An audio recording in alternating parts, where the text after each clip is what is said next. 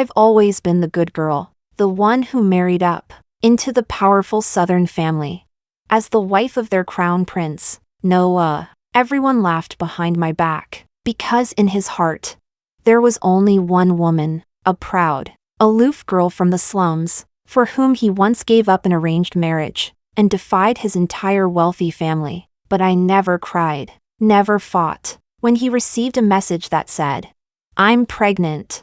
I thoughtfully prepared baby supplies and gently asked, "Should I help take care of your sister during her postpartum recovery?"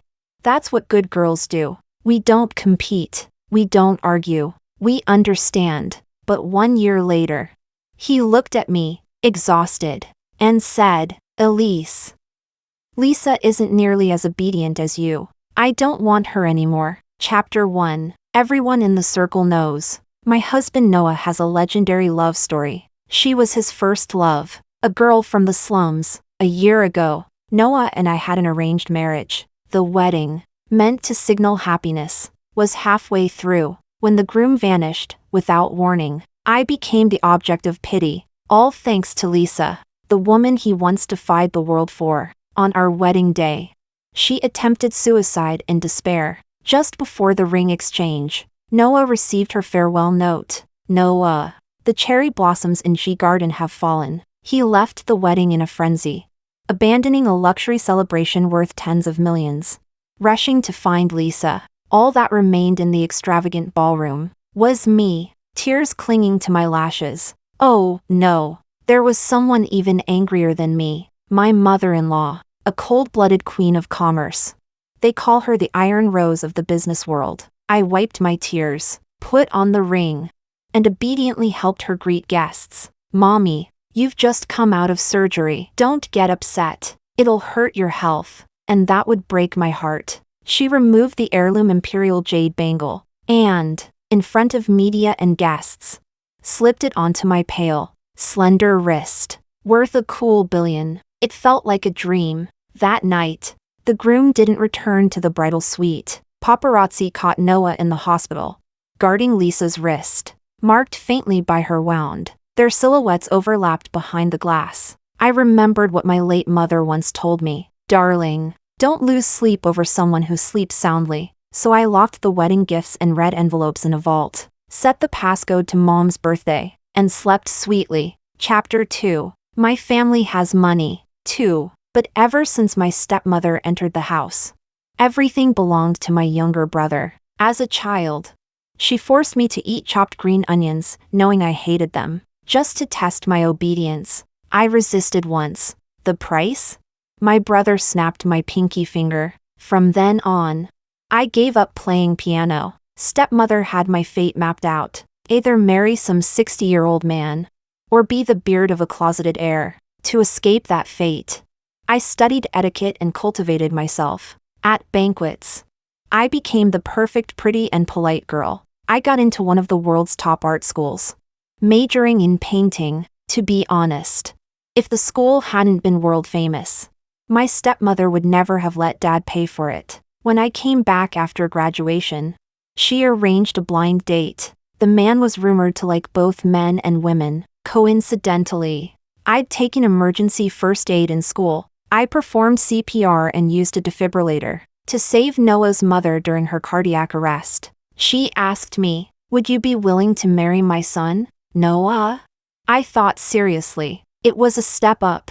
My stepmother's hand would never reach me again. I saw Noah's photo. Cold, noble, elegant features. I nodded. Of course I said yes. He was once my secret crush, the senior everyone adored. In high school, he was a legend, handsome, rich, but terribly lovesick. Never saw Lisa's true face. But that's fine. Someone once said the 3 highest forms of lasting happiness are work, self-restraint, and love. The last 2, I can give myself. As for the first, well, that's the real job of a rich wife. Chapter 3. Before the wedding, I met Noah 3 times. The first time, he only agreed to meet me to convince his mother to undergo surgery. I didn't mind. I pulled a thick stack of medical files from my Hello Kitty pink limited edition bag, and explained his mother's condition in great detail. Back then, Noah had broken off an engagement with the well-matched Celine,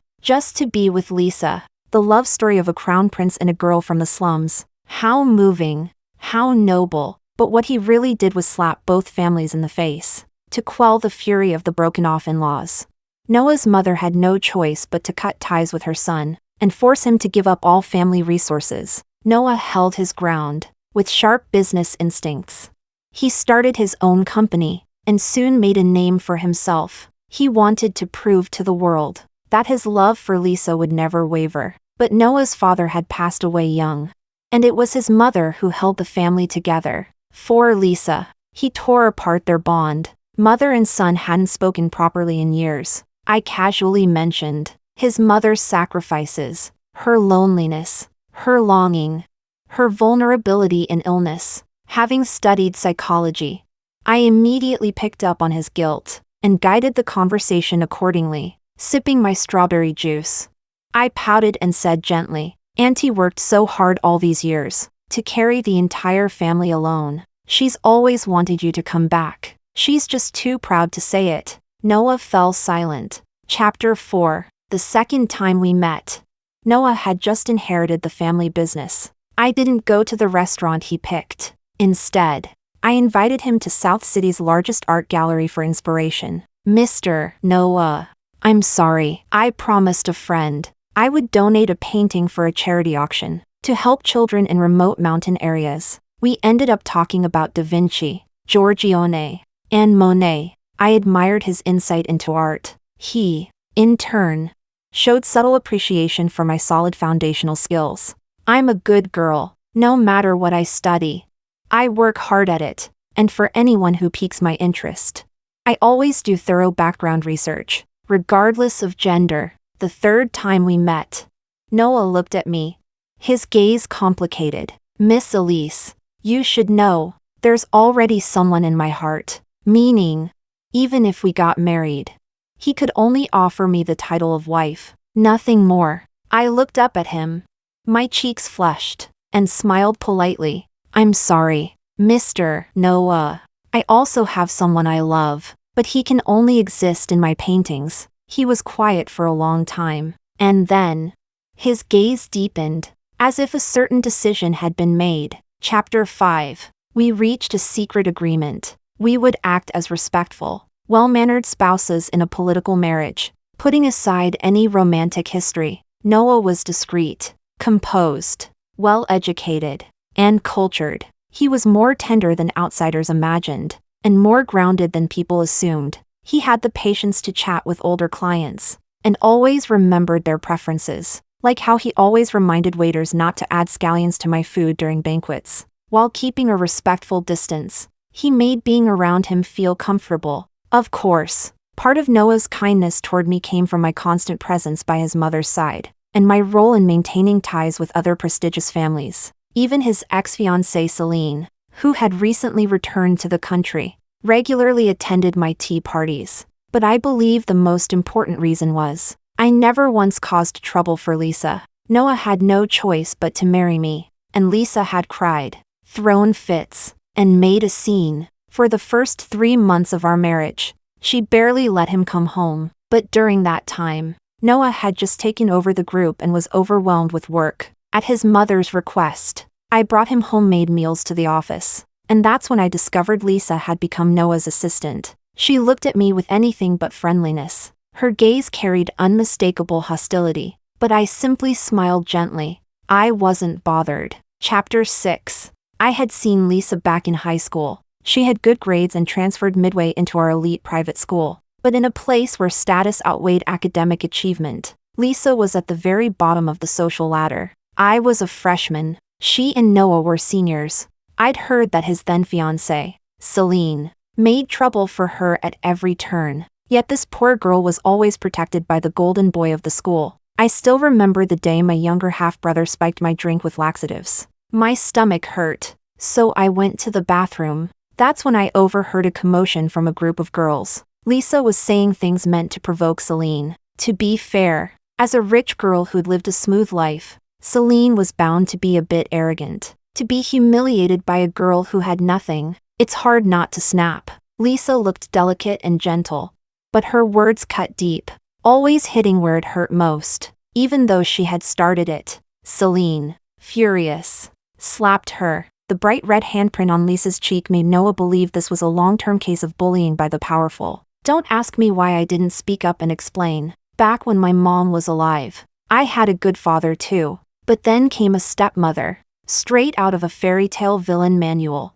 A broken pinky finger taught me the truth. There aren't many honest words in the world. A flushed face from a girl says more than 1,000 explanations. But now, with rouge and powder, who can tell real emotion from artifice anymore?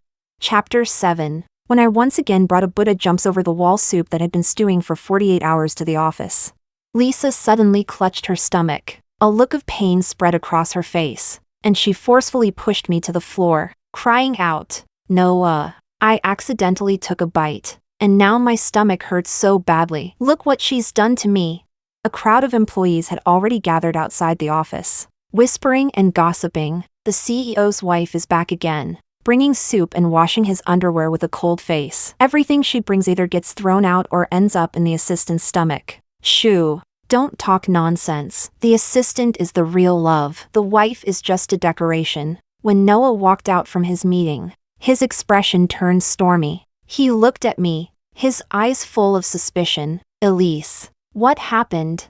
Faced with his questioning, I was helped up by someone, bit my lip, and apologized. I'm sorry. Maybe the ingredients I used weren't fresh enough, and Miss Lisa got sick from it. Lisa's eyes welled up with tears, her voice trembling as she said, Noah, you know my stomach's been bad ever since I took all those drinks for you during the startup days. Noah is a sentimental man. Back then, the driver who used to pick him up from school, he gave him a generous pension after retirement. Being forced to marry me only added to his guilt toward Lisa. What Lisa didn't know was, the reason Noah's mother allowed her to work at the company was because I begged on her behalf. When ambition doesn't match ability, it becomes a problem. Lisa was determined to prove herself, but her skills were limited. She had caused trouble at another company before, yet still refused to just be kept by Noah at home. She held her chin high and sneered at me. What's the difference between staying at home and being a canary in a cage?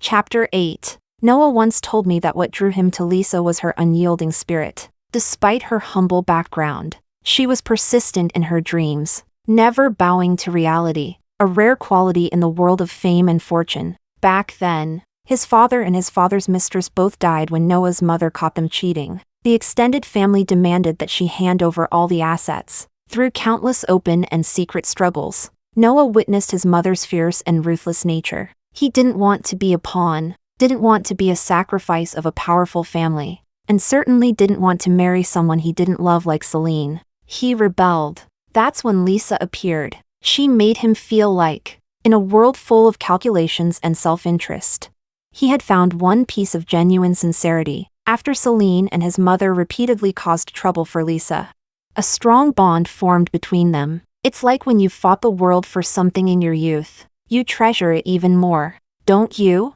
After we got married, I told Noah's mother to rest and focus on recovering. I'd take care of everything else. I never gave Lisa trouble. I tolerated everything. All the outside conflicts dissolved overnight. But see, conflicts don't disappear, they just move. When the Cinderella finally gets her prince after all the hardships, the story isn't over. Not even close. Chapter 9. Noah carried Lisa in his arms, ready to take her to the hospital for a checkup. The driver, Victor, rushed over with another lunchbox in hand. Madam, I'm sorry. I picked up the wrong one earlier. The one you brought up was meant for the old estate. This one is the young master's. Noah took a look. There were shiitake mushrooms inside. As if something dawned on him, he turned to look at me. I lowered my head slightly and explained. Buddha jumps over the wall takes days to soak and cook properly. I made it in one go for both your mother and you. But since she's allergic to shiitake mushrooms and you like them, I made 2 separate versions. He understood immediately. Noah's mother was my support. I'd never do anything to harm her. Victor had been working at the house since the previous driver retired. He had no reason to lie. There was only one explanation. Lisa had set me up. She had done this kind of thing many times, and each time, I'd only give a weak explanation. If Noah didn't believe me, I'd just stay silent. Unlike Celine, who would argue with him until her face turned red, and then slap Lisa when she saw her crying in Noah's arms like some damsel in distress. In the end, being right turned into being wrong. Noah hated women who resembled his strong-willed mother, so I chose a gentle approach, silently planting seeds of doubt, waiting for the day when truth would grow and break through the surface. Lisa reacted quickly, seeing Noah's dark expression. She hurried to explain, "Noah, it might be my period. That's why my stomach hurts so badly. I'm sorry. I wrongfully accused your wife." I quickly waved my hand. It's understandable. Girls can get emotional during their period. There's some donkey hide gelatin at home that's great for replenishing blood, and golden fish maw to boost immunity. I'll bring some next time for Assistant Lisa to try. How could a prideful woman possibly accept a gift from her rival? Lisa finally dropped her act, sneering. "Stop showing off in front of me. Whatever I want, Noah will buy it for me anyway. I was just being kind. It's fine if you don't want it." Then she left with a red face, looking utterly embarrassed. So obedient. Noah's expression was complicated. He knew I meant no harm. I was simply being considerate, following his mother's advice to bring him nourishing soup. But what he didn't realize, the most cunning hunters often appear as prey. Lisa was like that. So was my stepmother, and so was I. It's just a matter of who outsmarts whom in the end. Chapter 10. Late at night, Noah came home, half asleep. I stirred and prepared to vacate the master bedroom. "Sorry for disturbing your rest," he said. "It's all right. I sleep pretty well," I replied. Suddenly, he grabbed my soft arm, only to see a large patch of bruising. His brows furrowed. "Did Lisa hurt you today?" I quickly pulled my hand back. Probably not. My skin's just sensitive. It's not her fault." Noah was silent for a while before finally speaking. "That time in the stairwell, she said you pushed her down the stairs. You said you didn't. Was that true?" I let out a sigh. "Mister, I thought you'd know better. Lisa's loved you for years, yet you married me. No matter what I do, I'm standing in opposition to her. But you also know, my family never treated me well. I've always known what's worth fighting for, and what's not." I had casually mentioned it to Noah once during an art exhibit. My stepmother used to hate that I liked painting. She wouldn't even give me money to buy paint, so I had to work part-time. Lisa was probably similar to me, on the surface. She seemed calm and composed, but without any real security or leverage. She likely felt anxious and unstable inside. I was lucky. I saved Noah's mother, and she opened an art gallery for me. Using the prestige of the Fuentes family and my talent, I gradually brought my artwork into the public eye. Art is built on both background and strength. Because of Noah's family name, many people were willing to buy my paintings, and my work was good enough to make those purchases worthwhile, hundreds of thousands, even millions. Over time, they began to appreciate and value. It was mutual benefit, an exchange of value. Chapter 11. I looked at Noah and said seriously, "Lisa is different. You're all she has. Of course she feels threatened by me." Noah rubbed his temples, completely exhausted. "But she didn't used to be like this. Back when Celine bullied her, I yawned deeply and said casually, "People don't change overnight. They don't suddenly become better, or worse." Then I paused, pretending I'd said too much. I was just rambling. "Speaking of Celine, there's something I should tell you. She got married 6 months ago. Her husband's an Ivy League graduate working on robotics since returning to the country. I heard he's looking for a business partner." A lady in the circle said her husband, who works in venture capital, is very optimistic about it. "Sounds like you're well informed," Noah said with a hint of sarcasm. I stuck out my tongue playfully. My mother-in-law encouraged me to make more friends, to observe and learn. I don't have many strengths, but I'm obedient. If you're interested, I can ask Celine. This time, he looked genuinely surprised.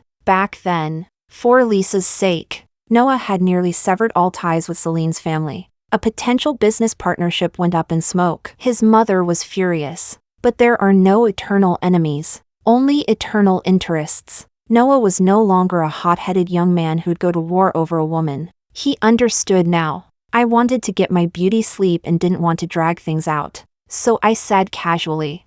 Nothing good comes from making decisions late at night. I ran you a bath. And the aromatherapy is already set in the master bedroom. Get some good sleep. Let's talk tomorrow. I hugged my pillow and left for the guest room. Under the thin sleepwear, my pale, delicate back was fully exposed. Every line clear under the moonlight. Noah watched my retreating figure. His gaze was dark and unreadable. Chapter 12. The tension between Celine and Lisa was enough to keep Noah up all night. When he woke up, there were dark circles under his eyes. I had the butler prepare breakfast in advance. Noah agreed to my proposal. His family ran a traditional business. In recent years, both the energy and real estate sectors had declined, so Noah's own venture was in cutting-edge tech. Robotics had become a hot topic. There was no reason to miss out on that opportunity. I set the dinner meeting at Feast Glory. Celine arrived with her husband, Angelo, linking arms and beaming as she greeted me, then shot a deliberate side-eye at Noah. I obediently greeted them. Hello, sis. Hello, brother-in-law. Angelo teased. Why not brother and sister-in-law instead? Celine boasted with a grin.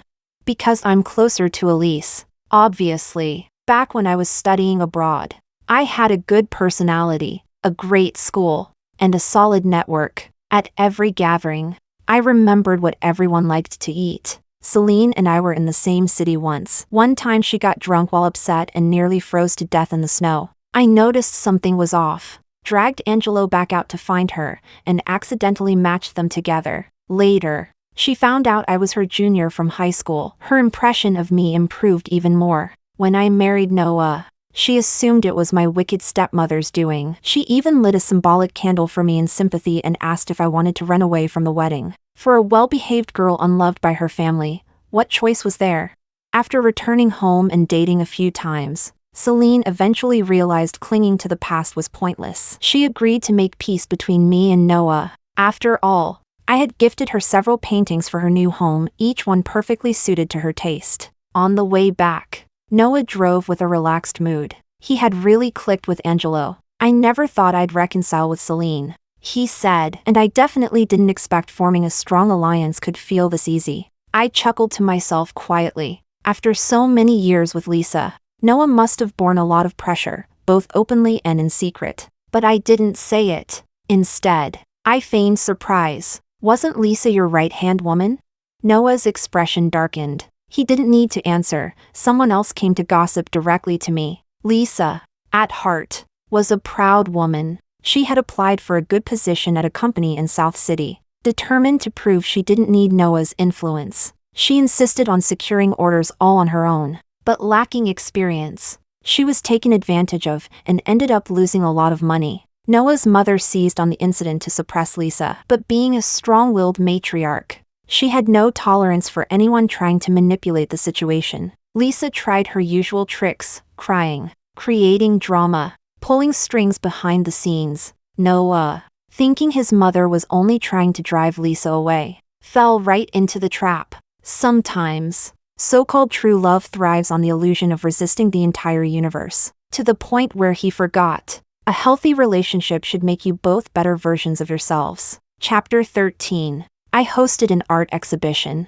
Thanks to my mother-in-law's connections, quite a few public figures showed up. Originally, those contacts belonged to Noah, but after his fallout with the family, he hit many walls during his startup days. There always comes a time for reconciliation. Watching Noah navigate the social scene with such ease and poise, it was hard to associate this composed and capable man with the once brash and reckless youth I remembered. Celine arrived holding a bouquet of fresh flowers, showing her support. I happily accepted them and had Angelo head upstairs. Noah's in the VIP lounge, waiting for your grand entrance. Elise, you really are the perfect wife, she said, then winked. Though my Angelo isn't too bad either. Celine's face glowed with happiness, and every word she spoke was filled with praise for her husband. Her bright, animated expressions were contagious, and I genuinely felt happy for her. Chapter 14. Someone barged in. Lisa's face turned sour the moment she saw Celine and me standing together. Where's Noah? Why won't he answer my calls or reply to my messages? Ever since Noah started expanding into new fields, he'd only gotten busier. He was either traveling for business or back at our residence in Rosevine East Court. I often hosted gatherings at home, afternoon teas, barbecues, garden parties, poolside drinks, even stargazing camp nights. My circle of overseas alumni kept expanding. Noah attended one of these events once and was amazed by how easily deals were made, just by chatting over food and wine. No more needing to suffer through booze-soaked business dinners or grovel before investors. These were his resources all along, he simply didn't know how to leverage them before. Lisa's background and worldview meant she could never fit into this crowd. Afraid of being looked down on, she never tried to improve herself. She clung to Noah like a drowning woman to driftwood. With her pride, she rejected anyone more accomplished than her, terrified someone better might take her only lifeline away. But isolating yourself from the world only leads to being crushed. Lisa secretly added me on WeChat with a burner account. I pretended not to notice, other than posting party pictures to my Moments feed. I'd sometimes share snapshots of my daily trophy wife life, adding new paintings to our mansion, sipping tea with my girlfriends, wearing necklaces Noah had auctioned for me. How could she possibly tolerate that kind of provocation? Her possessiveness over Noah only grew more terrifying. She'd drag him away from parties over emergencies that turned out to be nothing. Each time, I'd smile and watch him leave, then quietly collect the intel from the second half of the night. Over time, the one who felt like he was missing out on millions by leaving early was Noah himself. Chapter 15. Watching Lisa lose control and scream hysterically. I couldn't help but smile. Lisa, it's the weekend. Would you do me the honor of visiting my art exhibition? You bitch. What did you do to seduce Noah? I met him first. Don't you know you are the homewrecker?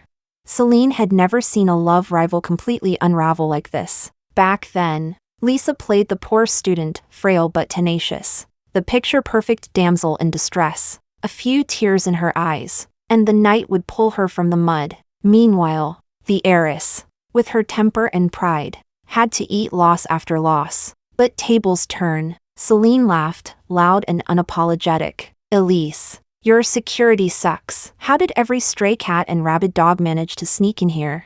I knew she was dying to get this off her chest, so I pretended to hesitate. Oh dear, I forgot to ask if Miss Lisa had an invitation. Maybe she doesn't know, possessiveness without status is just pitiful. Lisa had always been proud. She couldn't take that kind of hit. Elise, everyone in the social circle knows I was with Noah first. You're the one who came between us. Can you just back off? Stop clinging to a man who doesn't love you. I'm falling apart. The onlookers buzzed with whispers and gasps. Celine's temper instantly flared. She had once been Noah's fiancée, and Lisa had the nerve to go around saying the one who wasn't loved was the real mistress? Celine used to think it beneath her to leave evidence. Lisa had taken advantage of that time and again. Old grudges and new insults combined. Celine grabbed Lisa by the collar and slapped her across the face. You filthy mutt. Elise is Noah's rightful wife. If you're that shameless, go die. Lisa wasn't one to take it lying down. She raised her self-defense ring and slashed at her. I didn't expect things to escalate this fast. I rushed forward to shield Celine. But Lisa was strong. She pulled Celine down with a yank. I grabbed Lisa's arm hard, only for her to twist and slice my skin open with a jagged corner of her ring. By the time security arrived, the upstairs guests had already been alarmed. Angelo rushed to clear the crowd. Holding my wounded hand, I apologized to the guests and begged them not to post any videos. Noah looked furious. Lisa tugged at his sleeve, her stubborn face laced with false grievance. Noah, I didn't mean to cause a scene. I just panicked when you ignored me. It was Elise and Celine who provoked me first. You know how scared I am of conflict. I almost burst out laughing. High school was ages ago. Yet Lisa was still playing the same sympathy card. Noah used to fall for it. But I was the good girl. I never chased his love. Never acted like I owned him just because I was his wife, and I brought him valuable connections. Why on earth would I sabotage my own art exhibition, just to frame Lisa? Chapter 16. Noah came home in a bad mood, reeking of alcohol. I had just stepped out of the bathroom, wrapped in a towel. I felt a little awkward. His eyes froze when he saw the long, pale cut on my arm. You didn't go to the hospital? I was busy preparing apology gifts for the guests. Didn't have time. Noah pulled out the first aid kit and brought me to the bed to bandage my wound. His low, slightly drunk voice lingered close to my ear. Elise. I'm sorry. My eyes looked at him, damp and confused. Why are you apologizing to me? Because I failed to handle the situation with Lisa. I let you get hurt over and over again. It's okay. She just loves you too much. And you? He asked. Did you marry into this house just for shelter? You've done so much for me, never asked for anything in return. You've always helped me, smoothed things over. Today at the gallery, I saw many portraits of me. I remember you once said, there's someone you love, but he can only appear in your paintings. Was that person me?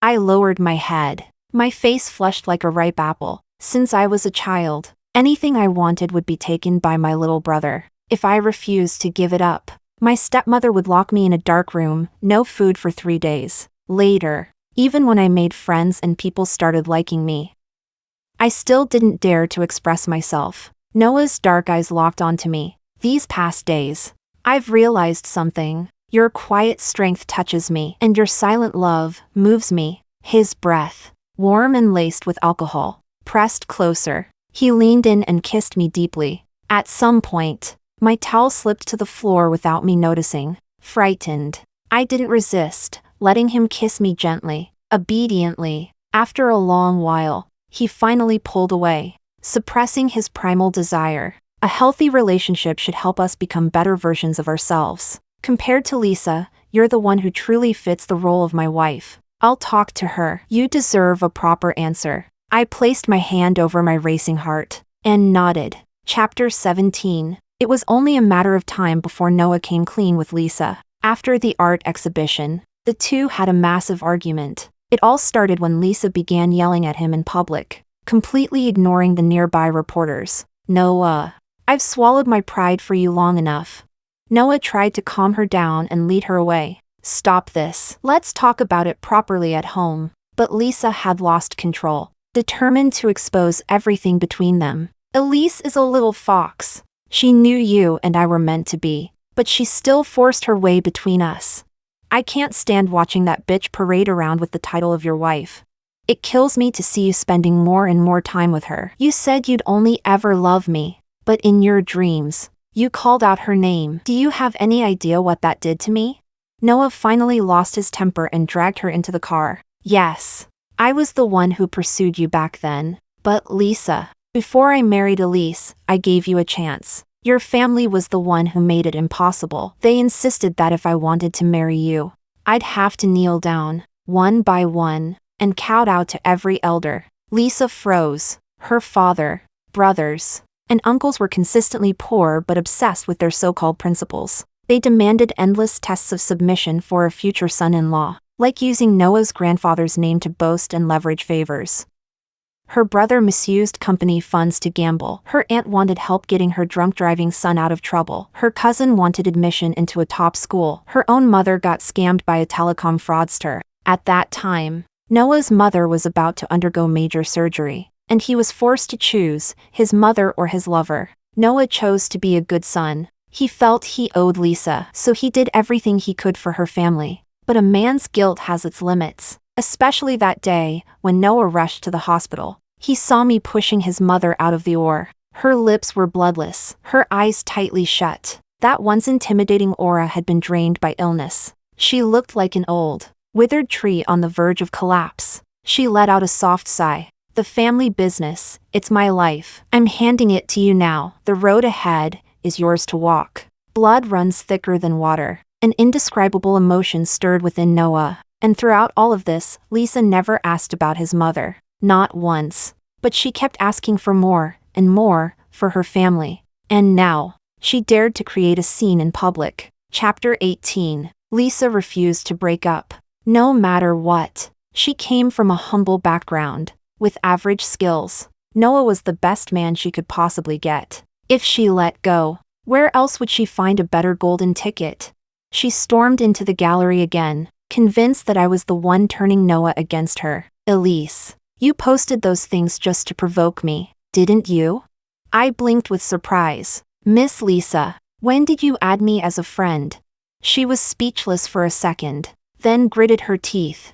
Stop pretending to be this sweet little bunny. Don't tell me you didn't recognize my alt account. You knew I was proud, so you kept flaunting your success to highlight how worthless I am. But why? You're just lucky, born with a silver spoon, adored wherever you go. If we started from the same place, you wouldn't even be a match for my Pinky. I almost wanted to say it, how when I was 8, my stepmother moved in with a younger half-brother. One day, seeing my mother pregnant, he rammed into her belly and caused a premature birth. My stepmother, my father's first love, cried and said her son didn't mean it. My father treated it as a family matter. Less than a month after my mother's death, he brought his first love and their child into our home. From that day on, I fell from heaven into hell, but I said nothing. I used every resource available to me and worked hard in silence, became well-educated and refined, learned elegance and culture, turned myself into a beautiful, graceful rose with thorns. Chapter 19. Lisa was beyond saving. Her brother raped a girl and wanted Noah to pull strings to get him out. Noah refused. Lisa blamed me for it and stormed into the gallery again. She tore up over a dozen of my paintings. Noah used to listen to me. Now he's become so cold, it's all your fault. I calmly signaled someone to record everything, shrugged, and said, Noah once stood against the entire social circle for you. If you weren't so hypocritically pure on the surface but so transactional underneath, maybe you'd have learned to use the resources of a wealthy family to strengthen yourself, instead of clinging to a man with old feelings and letting your family suck him dry like leeches. She couldn't take it anymore. Furious, she shoved me down the stairs. But years of dance training had made my body agile. I dodged her with ease. Lisa lost her balance and fell. Noah arrived just in time. She pointed at her injured leg, crying out, Noah! Elise pushed me. I said nothing. The strongest illusion between two people is always a pair of biased eyes. Once that illusion fades, the ugliest truths come to light. Noah took off his suit jacket and gently draped it over me. As long as you're all right, he said softly. Then he looked at Lisa, his eyes full of contempt. How blind was I to fall for your pathetic tricks?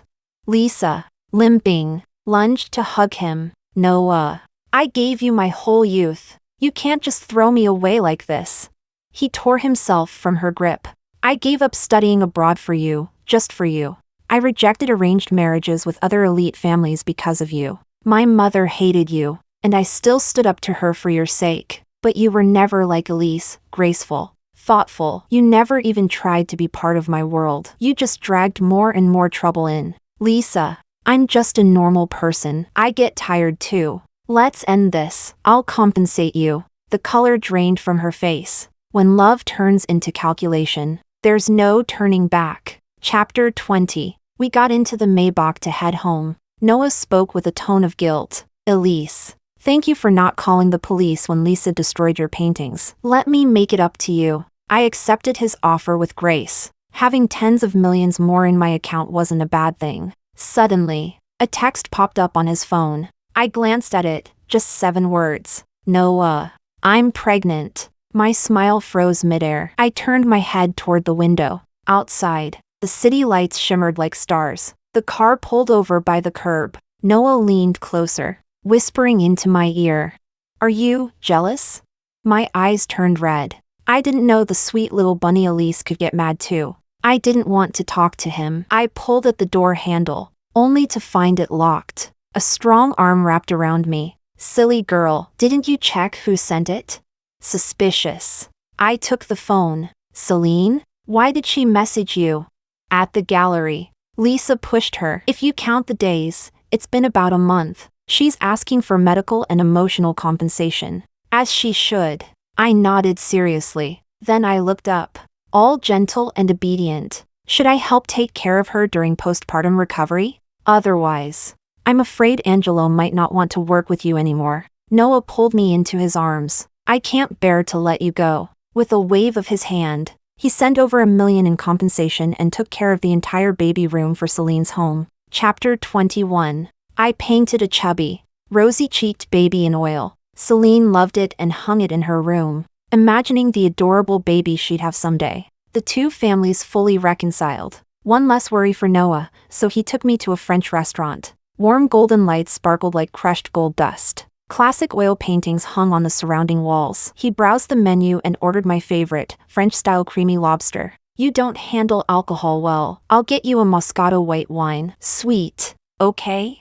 I took a sip, eyes squinting in satisfaction. It's delicious, sweet. Noah's lips curved in a pampering smile. To be honest, when this man puts in effort, no one else stands a chance. He was a great conversationalist. 2 hours of fine dining passed without a single dull moment. I started to feel a little tipsy. Then Noah took out a sleek black velvet box and took a deep breath. I noticed the change in atmosphere and looked up in confusion. His usually sharp eyes now brimmed with warmth and remorse. I didn't treat you right before. I made you suffer. He opened the box, and a dazzling diamond ring sparkled before my eyes. He stood up, walked around the table, and knelt on one knee beside me. This ring should have been yours a long time ago. A flicker of surprise crossed my face, followed by mist rising in my eyes. Elise, will you forgive me, and let me love you for the rest of my life? I nodded hard, voice choked with emotion. I will. Noah's smile finally broke through, relieved and radiant, as he slipped the ring onto my finger. Then he stood up and wrapped me tightly in his arms. In families like ours, marriage is nothing but a gamble, compared to marrying a playboy, living as a beard, or constantly battling mistresses. Becoming Noah's wife was already a pretty good outcome. Chapter 22. On the way home, Noah held my hand, fingers interlaced, his thumb gently stroking my palm. That's when I realized his private car now carried so many traces of me. Blush pink pillows, an LV cashmere blanket, a compact beauty pouch stocked with my favorite luxury brands. Bit by bit, I'd invaded his personal territory, and he let me in without even noticing, loving every moment of it. We walked into our private elevator, arms wrapped tightly around each other. Noah's embrace was strong and burning with heat.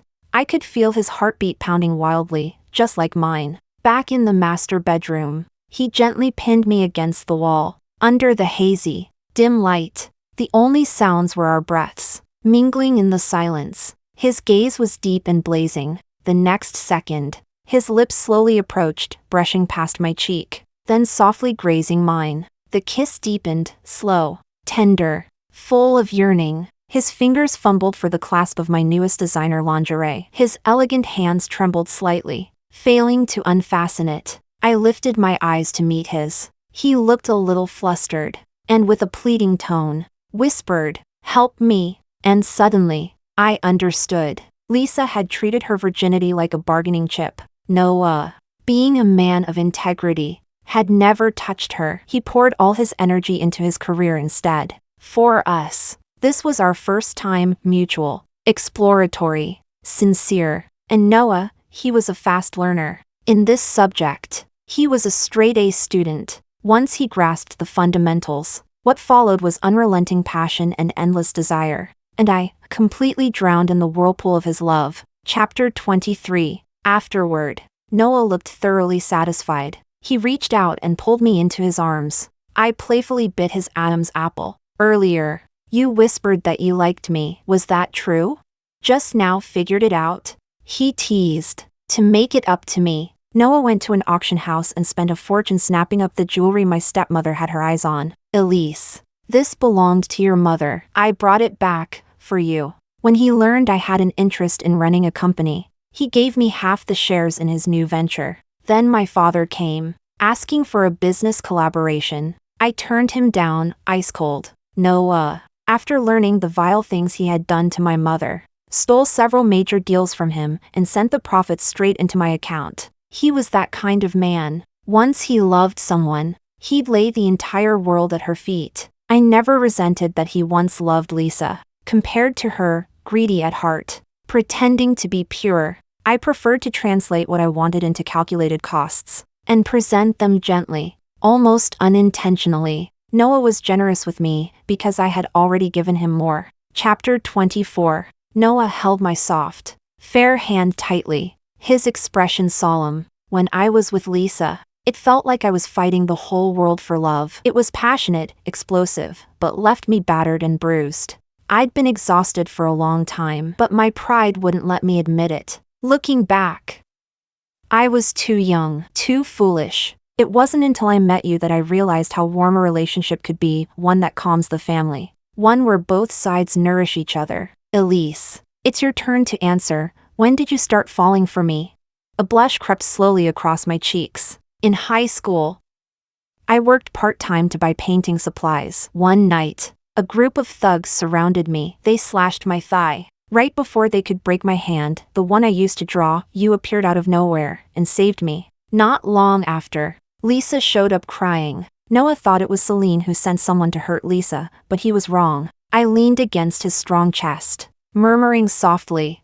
Later, I asked Celine. She said if she ever sought revenge, it would be direct and honorable. She'd never team up with street scum. His brows furrowed deeply. So Lisa was already using lies to manipulate me, all the way back then. Chapter 25. What Noah never expected. While trying to track down the thugs who hurt me, he stumbled on something else. Lisa called the ringleader cousin, but it was one of those cousins, the kind without any blood relation. In a dingy pool hall, Lisa wore a skimpy off-shoulder top and a mini skirt, her makeup thick. She leaned against a tattooed man with a scarred arm. Help me one more time. This time, make sure Elisa's hand is broken. The man gripped her chin and kissed her hard. You'd better serve me first. Back then, you wouldn't sleep with Noah, what? Were you scared he'd find out I had you first?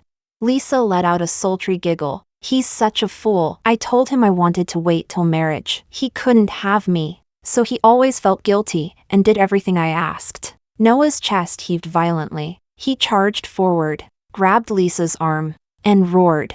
To you, what the hell am I? Lisa was stunned by his sudden arrival, panic flashing in her eyes. Noah? Why are you here? I was drunk. I didn't mean what I said. Don't take it seriously. Noah stared at her, his eyes sharp and bitter. Was I not good to you? Why would you treat me like this?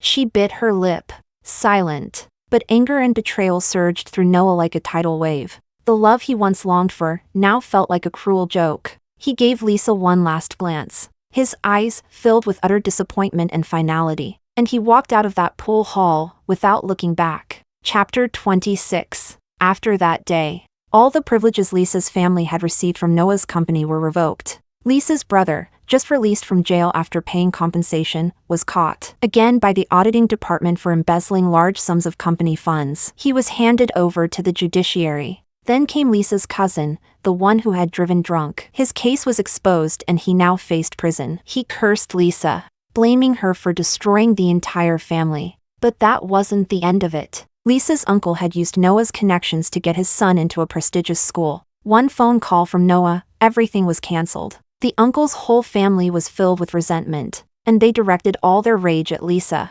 Meanwhile, her mother, exhausted from the chain of disasters, fell prey to a scammer who talked circles around her and cheated her out of the last of her savings. She collapsed to the floor, wailing in despair. Lisa sat in her room, eyes cold, cursing my name again and again, blaming me for taking everything from her. Chapter 27. Darkness blanketed the city like a thick veil. Lisa's eyes were bloodshot, her lips bitten raw, as she stared intently at the gallery, gleaming in the heart of the bustling city. Inside my studio, I was immersed in inspiration, preparing for the next exhibition. Taking advantage of the staff being off duty, Lisa dragged a gas canister toward the gallery. The stench of gasoline quickly permeated the air. Her eyes were filled with madness and desperation. Elise, it's all your fault. Why did you steal the man who loved me most?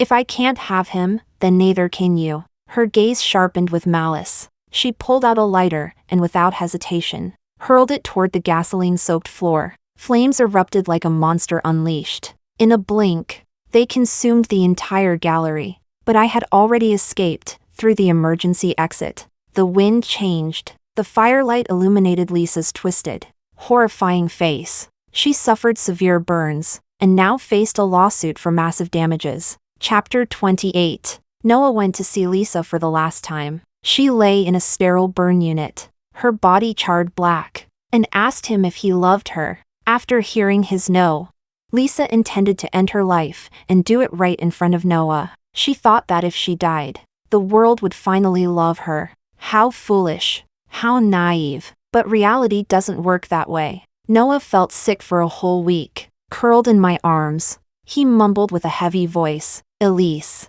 how could I have ever fallen in love with an arsonist who lied through her teeth?" I replied, 9/10 of love is self-made by the lover. Only 1/10 is about the person being loved. Back then, Noah was a boy obsessed with black and white ideals. Lisa, dressed in an angelic white dress, showed up exactly at that moment. What he saw as purity was merely his self-imposed filter. Just like now, his belief that I'm the perfect good girl is also a story he's been repeating to himself until it became truth. But to me, for children from families like ours, marriage is like being reborn. Whether you love or not, that's never the most important thing. What matters is what you can hold firmly in your hands. Chapter 29. During the Qingming festival, Noah went with me to visit my mother's grave. After I cleaned the tombstone, he placed a bouquet of fresh flowers on it. I held his hand, counted on my fingers, and earnestly reported, "Mom, your amazing son-in-law and I go on morning walks every day. On weekends, we host parties and invite friends over. We stroll through the city, searching for the old shops you loved and trying all kinds of food. On snowy days, we snuggle on the sofa and watch my favorite films." Noah smiled at me warmly. The aloofness he once carried had long faded.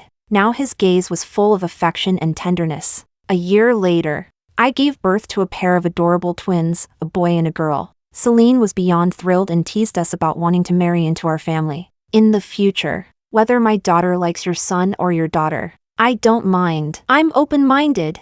Well, I do mind, Noah said, exasperated. Then he turned around to pick up our son and soothe our daughter. An absolute full-time super dad. Chapter 30. My mother-in-law had long handed over the family reins to me. Every month, Noah deposited money into my account so I could invest in companies I liked. Angelo's robotics startup went viral. In just a short time, my personal assets multiplied 20-fold. Riding the wave, I used my network to uncover more high-potential projects. Noah teased me, if this kept up, I'd soon be richer than him. I just smiled without answering. Meanwhile, my father transferred control of the company to his son. Then, like a storm, everything collapsed. Partners pulled out. Orders vanished like snow in the sun. Accounts were frozen. The capital chain snapped. The company trembled on the brink of ruin. To make matters worse, my stepmother fell victim to a high-level romance scam.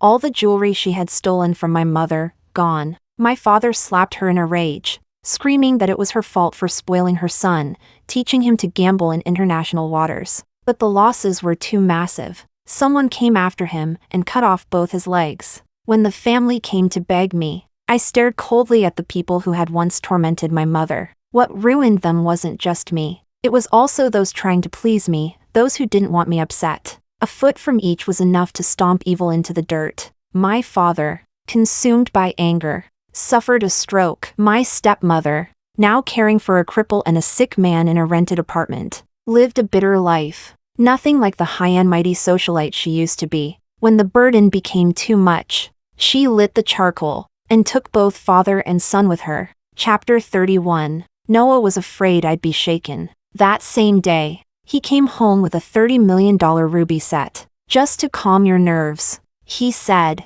After 5 years together, I had truly come to understand this man. He didn't make empty promises. He didn't throw tantrums. He never ran from responsibility, except for being a bit of a love fool once, staying blindly by another woman's side. But over time, he fell deeply in love with me, with our little family. Whenever he had a spare moment, he rushed home to help me assess new investments, to play basketball with our son, to accompany our daughter on the piano. What touched me most was his attention to detail. Once, when I was bedridden with illness, he sat beside me, gently whispered, "Rest well, I'll be right here." He didn't dismiss me with a "drink more water." He didn't hand me off to a nanny. And I realized, when you don't expect anything, you stop fearing loss. That's when love thrives. I kissed the corner of Noah's lips and tucked the ruby set into the safe. The password was still my mother's birthday. I would never forget her last words to me. "My darling girl, you love butterflies, but don't chase them. Go plant flowers."